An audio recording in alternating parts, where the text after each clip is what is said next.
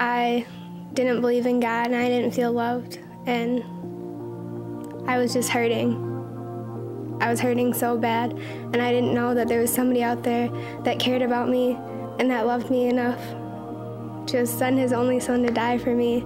And because I didn't believe that, I was hurting myself and cutting myself. I didn't even want to live, but I know that he's there and I know that he loves me. My name is Andrea, and this is my story.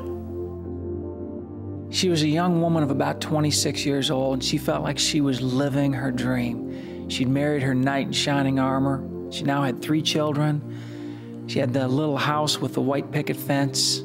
Felt like everything was going her way. And I think that's why she was so shocked and why she was so broken when her husband came home one day and said, "That's it. I'm not in love with you anymore.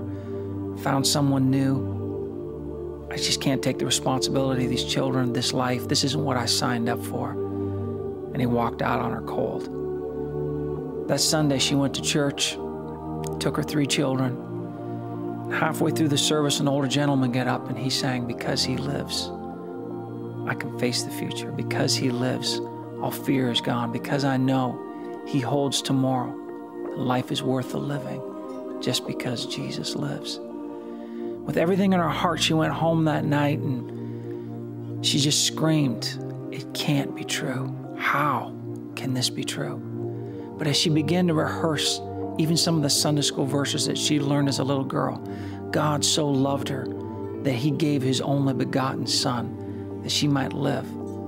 She read how in Psalm 68 that God would be a father to the fatherless and a husband to the widow. She remembered reading in Jeremiah 29 that God had a future, a hope, a reward for her children, and that God would give her wisdom to raise her children even though she felt so alone, that God would give her strength even though she felt so weak. God could turn the curse into a blessing because he loved her.